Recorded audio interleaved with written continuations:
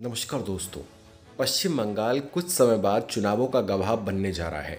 Bharatiya Janata party ने अपनी पूरी ताकत यहाँ झोंक रखी है, पूरी ताकत लगा रखी है।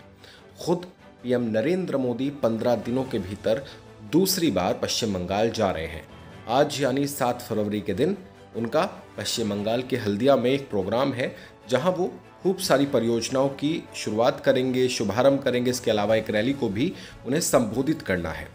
और दिलचस्प बात यह है कि सरकारी प्रोग्राम में भी जो वहाँ की सीएम है ममता बनर्जी, वो शामिल नहीं होंगी। क्यों शामिल नहीं होंगी, क्या वजह है और इस वजह के चलते बीजेपी को क्या फ़ायदा होने वाला है, हमारी आज की इस वीडियो में हम आपको यही बताने वाले हैं। तो चलिए शुरू कर लेते हैं।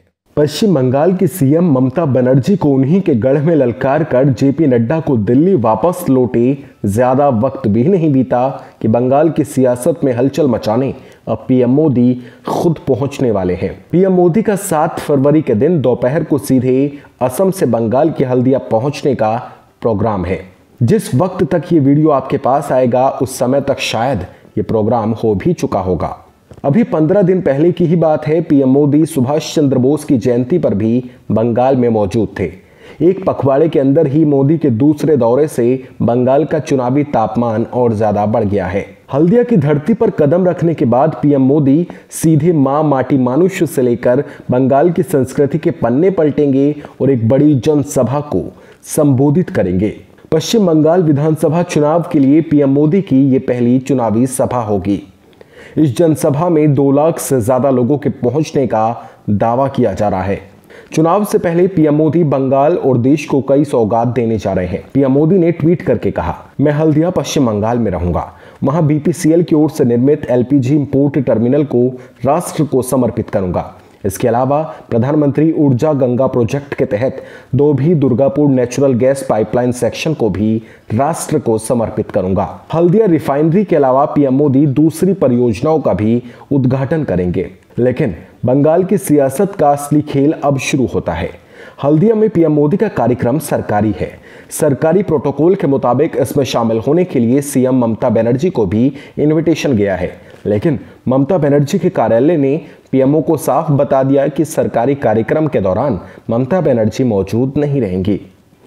आखिर ममता बनर्जी पीएम के साथ एक सरकारी मंच पर मौजूद क्यों नहीं रहना चाहती हैं? इसके लिए ज्यादा घोड़े दौड़ाने की जरूरत नहीं है। असल में इसके पीछे छिपी है जय श्री राम के नारे से नफरत। अभी 15 रोज पहले की ही बात है। पीएम मोदी कोलकाता में नेताजी सुभाष चंद्र बोस की 125वीं जयंती के कार्यक्रम में शामिल हुए थे। सुभाष बाबू पश्चिम बंगाल के सबसे बड़े नायकों में से एक हैं, लिहाजा ममता बनर्जी भी इस कार्यक्रम में मौजूद थी। 23 जनवरी के दिन विक्टोरिया हॉल में जैसे ही ममता के बोलने की बारी आई, कार्यक्रम में मौजूद कुछ लोगों ने जय श्री राम का नारा लगा दिया। इससे ममता बनर्जी भड़क गई। भाषण देने से ही उन्होंने इनकार कर दिया।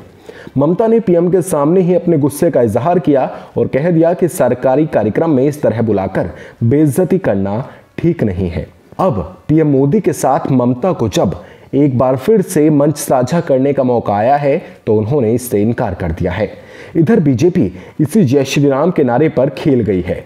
ममता बनर्जी तो उस दिन भड़क गई थी, लेकिन इसी नारे को बंगाल में बीजेपी ने अब हथियार बना लिया है। बीजेपी बार बार सवाल पूछ रही है कि ममता दीदी को जय श्री राम के नारे से आखिर डर क्यों लगता है। बीजेपी अध्यक्ष जेपी नड्डा ने परिवर्तन यात्रा के दौरान एक बार फिर से ये सवाल ममता बनर्जी पर दाग दिया। 294 सीटों वाली विधानसभा में बीजेपी का टारगेट 200 प्लस सीटों का है और इसके लिए बीजेपी आक्रामक रणनीति अपना रही है।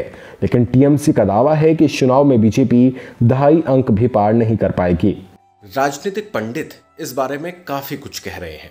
क्या कुछ कहना है, चलिए वो भी जान लेते हैं।